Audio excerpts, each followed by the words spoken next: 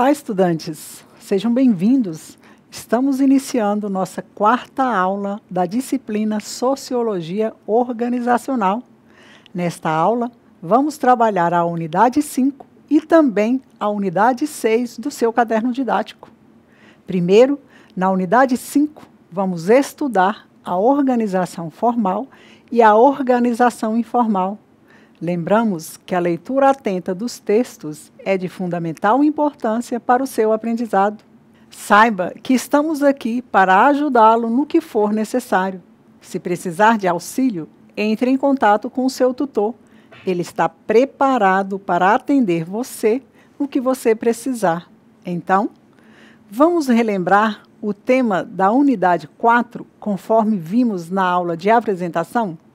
Na unidade 5, vamos estudar a organização formal e a organização informal. E quanto aos objetivos, ao finalizarmos essa unidade 5, esperamos que você seja capaz de compreender o que constitui as organizações formais e informais, reconhecer como as organizações formais e informais influenciam a dinâmica da estrutura e gestão organizacional. E também que você seja capaz de identificar as forças e fraquezas das diversas formas de manifestações das organizações formais e informais sobre as estruturas de gestão organizacional. Vamos lá? O tema inicial da nossa aula é organização formal e informal. As primeiras organizações significativas das quais temos notícias foram as organizações militares e religiosas. As organizações militares eram fundamentais para a sobrevivência da sociedade perante os outros agrupamentos humanos. Sua função era proteger esses grupos do ataque de outros grupos humanos.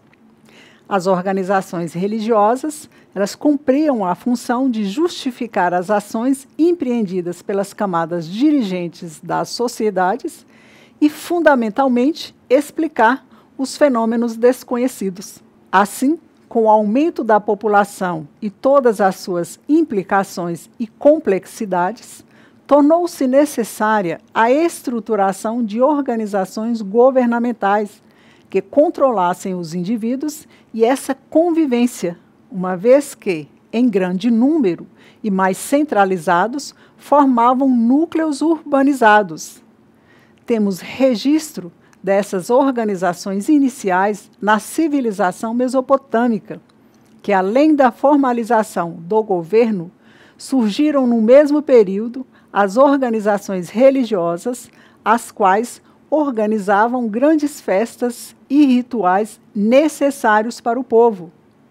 Essa figura da pirâmide, ela representa a organização social na Mesopotâmia, onde tínhamos lá na base escravos, sequência camponeses, artesãos, comerciantes, escribas, soldados, e no topo o faraó, e logo abaixo os nobres e sacerdotes.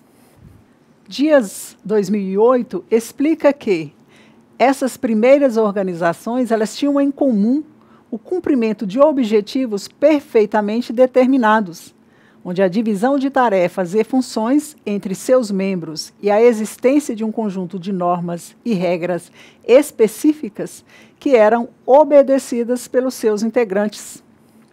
Vale ressaltar também que, dentre as organizações formais criadas ao longo do tempo, com base nas necessidades da população, surgiram também as organizações sem fins lucrativos. Mas o que são essas organizações sem fins lucrativos? Vamos ver um pouquinho sobre elas? Essas organizações sem fins lucrativos, elas se encontram entre as entidades econômicas e a gestão pública. Elas surgem a partir do momento que essas entidades não atendem satisfatoriamente à demanda do povo. Entidades educacionais, ambientais e de saúde são as mais comuns nesse campo denominado de terceiro setor. Dentre as organizações está a fundação, que são aquelas que são consideradas de fundo autônomo, cuja finalidade é uma ação definida em seus estatutos. Ela é diferente do cooperativismo porque é impessoal, podendo inclusive mudar o seu foco operacional ou ainda ampliá-lo. Temos as organizações não governamentais, que são popularmente conhecidas como organizações sem fins lucrativos também. Ela é caracterizada por ações de cunho social no campo de políticas públicas e seu grande sucesso está diretamente ligado à crise estatal e ao desenvolvimento social. Fazem parte do chamado terceiro setor. Como exemplo, podemos citar SOS Mata Atlântica. Outra organização da sociedade civil de interesse público, a ZOCIP, que trata-se de um título fornecido pelo Ministério da Justiça do Brasil. Ela existe para poder facilitar o aparecimento de possíveis parcerias e de convênios de todos os níveis do governo, e assim que as doações realizadas consigam ser descontadas diretamente do imposto de renda dessas empresas. O terceiro setor, essa terminologia ela é mais sociológica, ela denomina todas as organizações privadas que não têm vínculo com o setor público. Então, a organização formal conta com diretrizes, normas, regulamento e estrutura organizacional, procedimento e rotinas, isto é, todas as características que demonstram como a organização planeja que sejam as relações entre cargos e ocupantes, órgãos, com a finalidade de serem atingidos seus objetivos e mantido seu equilíbrio interno. Segundo Marum, as estruturas organizacionais mais antigas necessitam de adequações para conseguir reverter as práticas organizacionais existentes e aprimorar as novas ideias de flexibilidade que seriam mais adequadas ao mundo contemporâneo e suas mudanças. Nas organizações mais antigas, as estruturas mais corriqueiras eram baseadas na especialização do trabalho, na distribuição da autoridade e na hierarquia. A nova proposta é que os comportamentos humanos passem a ser constantes e previsíveis, independentemente da pessoa que esteja desempenhando qualquer função administrativa, que, por sua vez, seria executada. Para Xavianato, a organização formal, ela compõe-se de camadas hierárquicas ou níveis funcionais descritos no organograma e com ênfase nas funções e nas tarefas. Esses níveis são definidos e diferenciam o grau de autoridade delegada e o endereçamento das ordens, instruções e recompensas salariais. É nessa estrutura que surgem os grupos informais. É pela convivência de pessoas de variados grupos e níveis hierárquicos, mesmo dentro de uma organização formal, que surgem os grupos informais, pois essas pessoas têm interesses comuns e partilham dos mesmos valores. Ao contrário dos grupos formais, os grupos informais, eles são criados espontaneamente, pela vontade dos seus componentes, numa motivação bem diferente dos grupos formais de trabalho, que são originados apenas para atender às necessidades operacionais. Para Stoner, 1982, a estrutura da organização informal decorre dos relacionamentos não documentados e não reconhecidos oficialmente entre os membros de uma organização, que surgem inevitavelmente em decorrência das necessidades pessoais e grupais dos empregados. Os grupos informais exercem 3 importantes funções. Vamos ver? Os grupos informais, eles consolidam, determinam e conservam as normas e valores culturais e sociais primordiais aos membros do grupo. Eles incentivam a comunicação dinâmica e afetuosa, E também eles disponibilizam aos membros o status social e a satisfação que a organização formal não pode oferecer. Contudo, esses grupos podem gerar muitos problemas aos administradores. Vamos ver quais problemas? Os grupos informais, eles criam divergência, especialmente no que se refere a metas organizacionais, geram e espalham fofocas, fazem diferenças entre seus participantes, incentivam resistências às mudanças e encaminham a conformidade entre os membros, restringindo dessa forma o desempenho. Entretanto, mesmo com os problemas gerados, os grupos informais são necessários e cabe à administração aprender a conviver com eles. Isto porque qualquer tentativa de terminá-los resulta apenas na formação de novos grupos similares. Portanto, hoje, ao lado da organização formal, reconhece-se a existência de uma organização informal bastante influente nos destinos de qualquer instituição. Há uma série de semelhanças entre os dois tipos de instituição, merecendo destaque a estrutura de relacionamentos, os sistemas de controle e comunicação, a existência de pessoas com autoridade, a permanência relativa de seus membros e a possibilidade de representação gráfica. Com essa organização informal, é indiscutível como essa organização informal é indestrutível, pois qualquer tentativa de terminá-los resulta apenas em formação de novos grupos similares, recomenda-se que ela seja utilizada pela formal, o que, além de viável, é altamente vantajoso para a instituição como um todo. Fatores que regulam as organizações formais. O convívio provocado pela própria organização formal que decorre das atividades do cargo e os interesses em comum das pessoas que passam a se relacionar mais intimamente neste espaço. As relações estabelecidas neste espaço formal podem se prorrogar e até mesmo estender-se para além dos momentos de trabalho. Aqui, algumas táticas auxiliam e tendem a criar um elo mais amplo entre os indivíduos que são os trabalhos de equipe, as forças-tarefa, transferências, dentre outras. Elas ainda criam uma interação entre os funcionários mais novos e os mais antigos. Para algumas organizações, as atividades esportivas são elementos extremamente participativos e integradores, assim como a oferta de veículos de transporte para funcionários, dos quais, durante a locomoção, os colaboradores de setores diversos interagem, fortalecendo assim o grupo.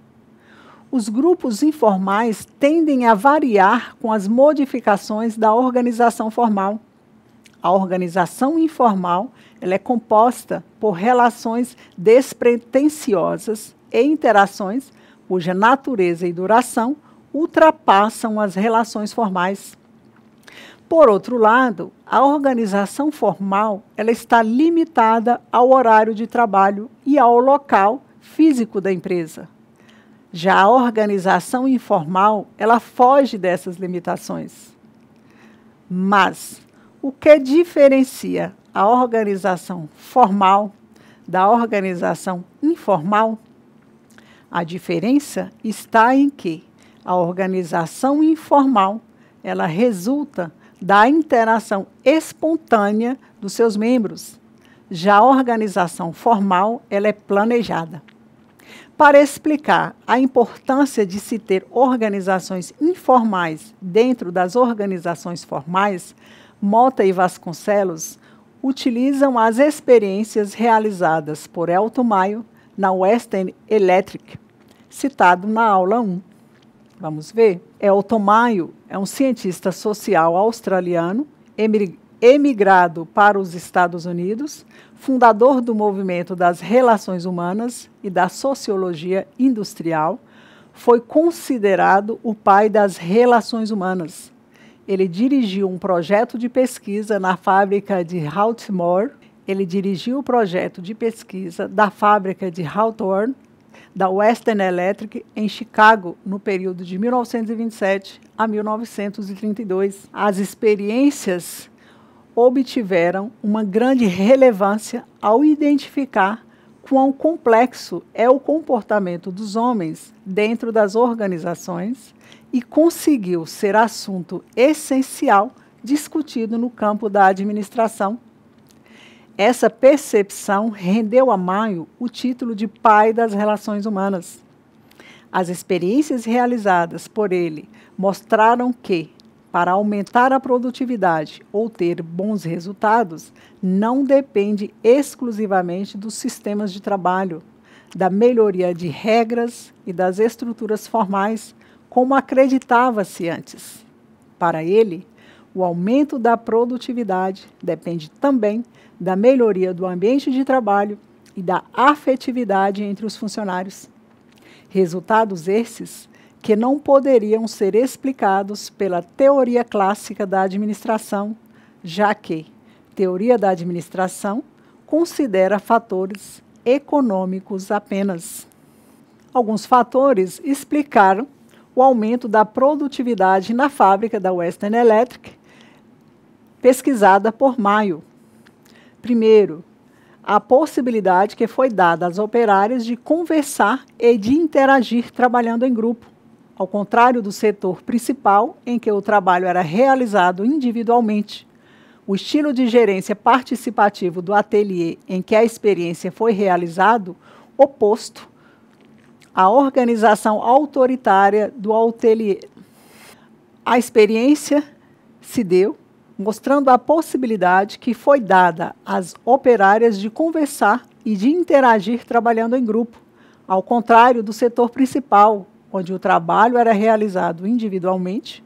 O estilo de gerência participativo do ateliê, em que a experiência foi realizada, era oposto à organização autoritária do ateliê principal. Como exemplo, uma imagem das operárias da Western Electric.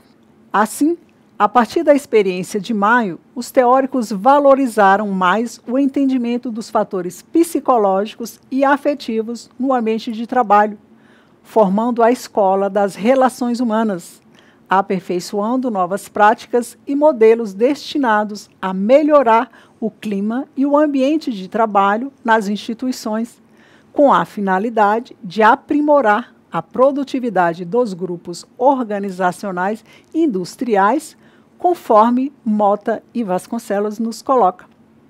Em relação à escola das relações humanas, podemos observar, ela surgiu nos Estados Unidos a partir da década de 30.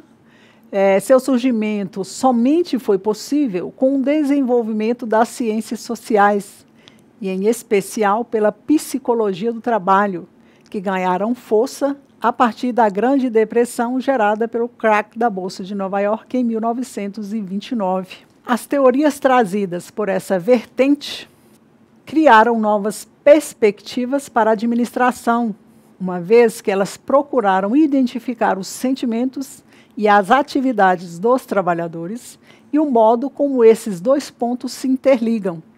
Até o surgimento das relações humanas, o trabalhador ele era tratado de uma forma pouco aprofundada, muito mecânica, que são, na verdade, reflexos da teoria clássica da administração. Assim, a teoria das relações humanas foi basicamente um movimento de reação e de oposição à teoria clássica da administração. É uma revolução na teoria administrativa, com ênfase na tarefa e na estrutura organizacional, versus ênfase nas pessoas que trabalham nas organizações. E também preocupação com a máquina, com o método do trabalho, com a organização formal e os princípios da administração aplicáveis aos aspectos organizacionais versus a preocupação com o homem e seu grupo social.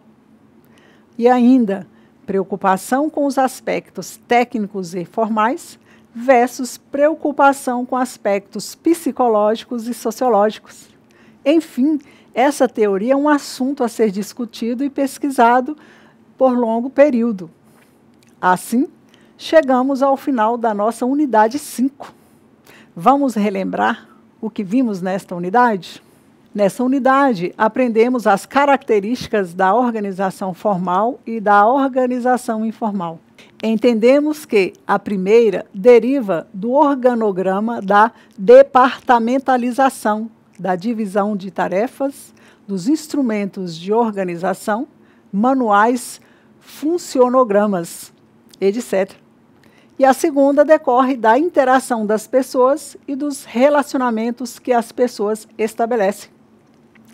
Ao final desta unidade, preparamos para você algumas atividades com o objetivo de conferir seu aprendizado e que estão no caderno didático ao final dessa unidade 5. Caso necessite de auxílio, entre em contato com seu tutor. Agora, vamos ao estudo da nossa unidade 6. Acompanhe no caderno didático. Vamos relembrar o nosso tema? O tema dessa unidade 6 são atitudes, valores e comportamentos organizacionais, cultura organizacional, tipologia, características e planejamento de mudanças. Como objetivos específicos de aprendizagem nesta unidade, destacamos que, ao finalizá-la, você deverá discutir a evolução e as influências das atitudes, dos valores e dos comportamentos nas organizações, entender os casos reais de instituições que ocorrem nas organizações e influenciam a construção dos valores organizacionais, e também conhecer o conceito de cultura organizacional, os exemplos de construção da cultura de organizações e os componentes da cultura organizacional. Assim, o poder de gestão, ele consiste nesta sociedade em prever e melhorar opiniões, atitudes, comportamentos e em modelar a personalidade da cultura, conforme nos coloca Torreno. A questão dos valores nas organizações tornou-se uma discussão levada com maior seriedade nos últimos 20 anos, pois a questão ética ela emergiu como um elemento importante no contexto do qual as organizações estão inseridas. Nesse novo contexto, os graves problemas de corrupção, poluição ambiental, problemas com relação às práticas trabalhistas, entre outros, impulsionaram ações de grupos como sindicatos, organizações governamentais e não governamentais e movimentos sociais para exigirem que as organizações, de um modo geral, adotem posturas mais justas na sociedade. Neste contexto, a natureza da gestão convencional, proposta pelos teóricos clássicos, que visa a eficácia, influenciada pelos conceitos das engenharias, apresenta urgência em incluir na sua agenda de estudos o mundo humano, a imprevisibilidade e a reflexão e ação crítica sobre os sofrimentos provocados pelas práticas sociais. Vejamos os exemplos nas organizações. Os valores organizacionais, eles abrangem as crenças, os preconceitos, a ideologia e todos os tipos de atitudes e de julgamentos compartilhados pelos integrantes da organização a respeito de qualquer elemento interno ou externo. Os valores compõem a cultura organizacional e são caracterizados pelos comportamentos considerados certos ou errados, de acordo com as perspectivas das preferências pessoais ou sociais. Todas as pessoas, os grupos ou as organizações possuem um sistema ou hierarquia de valores que estabelecerão a ordem de importância para cada um dos valores, conforme nos coloca Maximiano, 2002. Agora, a seguir, vamos apresentar o exemplo da descrição dos valores organizacionais da Petrobras, divulgada no relatório de sustentabilidade de 2002. Os relatórios de sustentabilidade divulgados pelas organizações têm a função de evidenciar as questões sociais e ambientais de uma empresa e são conhecidos por algumas empresas e acadêmicos como balanço social, relatório de sustentabilidade empresarial, balanço social corporativo, relatório social e relatório socioambiental. É possível verificar na publicação desses relatórios que os valores organizacionais eles estão associados ao planejamento estratégico das organizações nas perspectivas de curto, médio e longo prazo. Vamos então ver os valores organizacionais da Petrobras.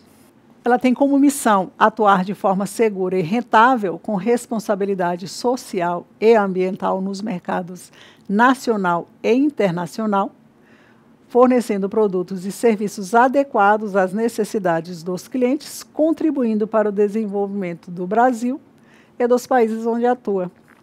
Visão 2020 é a proposta onde seremos uma empresa das 5 maiores empresas integradas de energia do mundo e a preferida pelos públicos de interesse.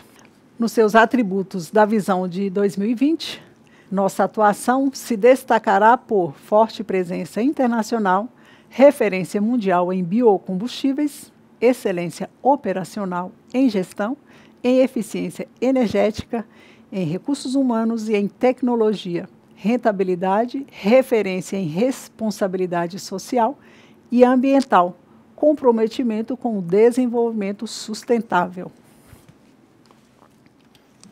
E também os valores, que são o desenvolvimento sustentável, integração, resultados, prontidão para as mudanças, empreendedorismo, inovação ética e transparência, respeito à vida, dentre outros, que se torna o orgulho desta empresa. Muito bem, como está o entendimento até o momento? Caso tenha alguma dúvida, entre em contato com seu tutor. Ele está preparado para ajudá-lo. Lembre-se de que você precisa entender bem o que estamos tratando até o momento para poder finalizar os seus estudos nesta disciplina. Agora, vamos estudar o tópico Cultura Organizacional. Tipologia, características e planejamento de mudanças. Vamos começar buscando compreender o conceito geral do que é cultura, para depois compreendermos o que é cultura organizacional. Segundo Taylor e Bakstan, cultura é a totalidade complexa que inclui conhecimentos, crenças, arte, lei, moral, costumes e qualquer outra capacidade e hábitos adquiridos pelo homem enquanto membro de uma sociedade. Observe que a cultura envolve a vida como um todo. Vamos agora conhecer o conceito de cultura organizacional para um melhor entendimento. Segue alguns conceitos. Conceito de cultura dentro da cultura organizacional. Todo grupo é uma cultura. Todo grupo tem uma cultura. E não há grupo sem cultura. Todo grupo social precisa resolver 2 problemas: convivência dos seus integrantes e a adaptação ao mundo exterior. Como exemplo da importância das diversas influências presentes na construção da cultura organizacional, podemos citar a história do grupo Olodum na Bahia, que você poderá acompanhar essa história em texto do caderno didático.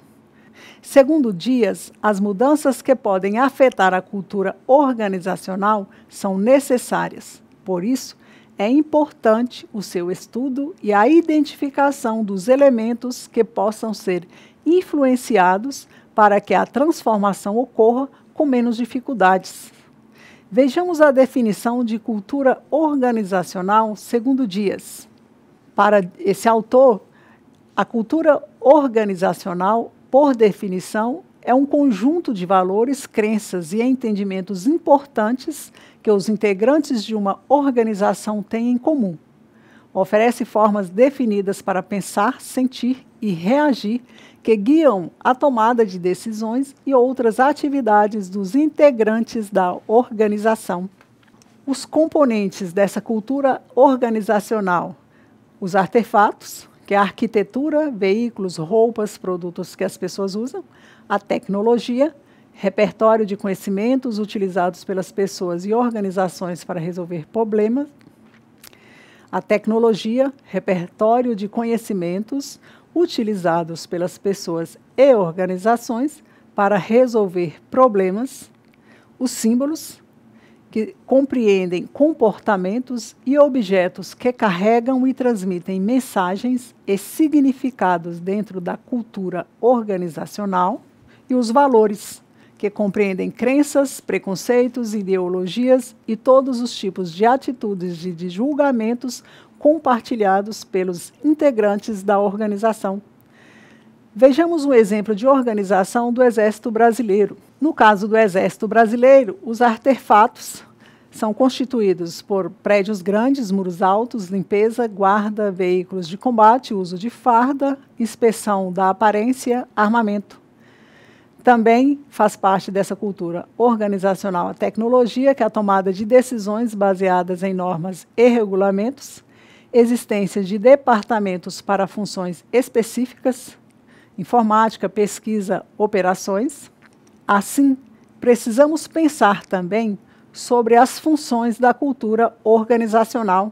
Neste sentido, de acordo com Hobbes 2000, podemos elencar estas funções da cultura organizacional.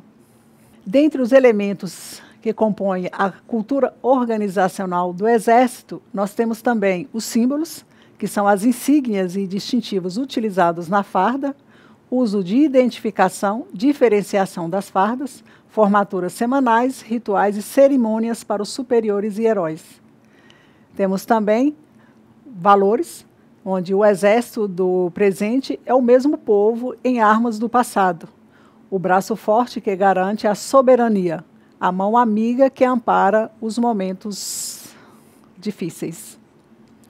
Assim, precisamos pensar também sobre as funções da cultura organizacional. Neste sentido, de acordo com Hobbes 2000, podemos elencar esta cultura. Neste sentido, de acordo com Hobbes 2000, podemos elencar estas funções da cultura organizacional. Vejamos. A cultura organizacional tem como função a maneira como as pessoas devem interagir entre si e o modo externo, a padronização e a redução das incertezas, a regulamentação das relações entre os membros da organização, aprimorando a convivência interna, e também a regulamentação das relações com outros grupos e também com o ambiente de forma geral. Assim, é importante que você saiba que a cultura organizacional ela pode ser definida como a personalidade da organização.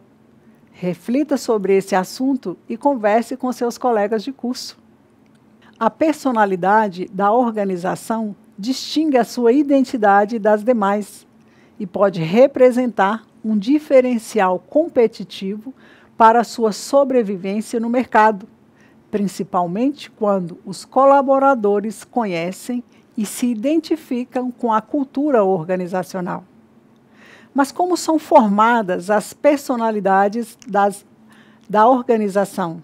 De acordo com Hobbes, as personalidades da organização, elas são formadas com coragem para correr riscos, com personalidades atentas aos detalhes, com personalidades orientadas para resultados, para as pessoas, para a equipe, personalidades agressivas e personalidades instáveis. No estudo de Pires e Macedo, 2006, as conclusões sobre cultura organizacional em organizações públicas do Brasil apontaram que uma dimensão cultural se elevará acima das demais, transparecendo a personalidade da organização, conforme nos coloca Hobbes. Segundo esse autor, as principais disfunções da cultura organizacional são desvio do comportamento coletivo, com degenerações sociais, resistência às mudanças, dificuldade de aceitar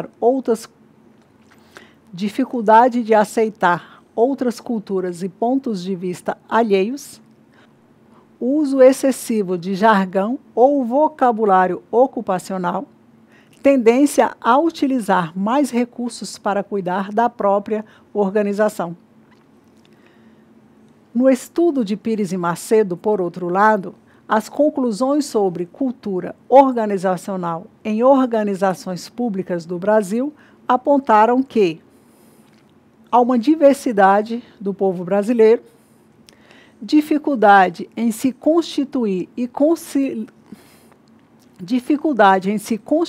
e consolidar instituições, base emocional afetiva nos relacionamentos e consequências negativas, passividade, aceitação do autoritarismo, paternalismo, troca de favores, dependência moral com o outro. Assim, dentre as organizações, o setor público é percebido como um terreno onde predominam o apadrinhamento político, as relações de favorecimento pessoal e os privilégios que contornam as normas formalmente instituídas. O sentimento de iniquidade e injustiça, bem como a incongruência entre o discurso e as práticas oficiais, produz frustração em relação aos projetos pessoais e profissionais, levando à desmotivação e dificultando a formação de expectativas positivas quanto às possibilidades de mudança nas organizações brasileiras, segundo nos coloca Pires e Macedo, 2006. E assim, finalmente fechamos esta unidade e, consequentemente, essa disciplina, com o seguinte: a cultura se expressa e se revela nas organizações ao mesmo tempo em que molda os seus processos administrativos, conforme Vieira, 2002. Assim, vamos recordar o que estudamos nesta unidade 6. Nesta unidade, nós discutimos como ocorre a evolução e as influências das atitudes, dos valores e dos comportamentos nas organizações por meio da apresentação e da discussão dos casos reais de situações que ocorrem na prática das organizações e influenciam a construção dos valores organizacionais. Aqui, nesta unidade, apresentamos também e discutimos o conceito de cultura organizacional e como seus componentes são externalizados por meio dos comportamentos dos indivíduos, através dos artefatos, tecnologias, símbolos e valores que influenciam a caracterização da personalidade organizacional. Muito bem, concluímos esta unidade e chegamos ao final desta disciplina. Seguem algumas atividades propostas para que você confira o seu aprendizado. Elas estão no final da unidade 6 do seu caderno didático. Lembre-se de que estamos aqui para ajudá-lo caso surjam dúvidas. Então, um ótimo trabalho para vocês e até uma próxima.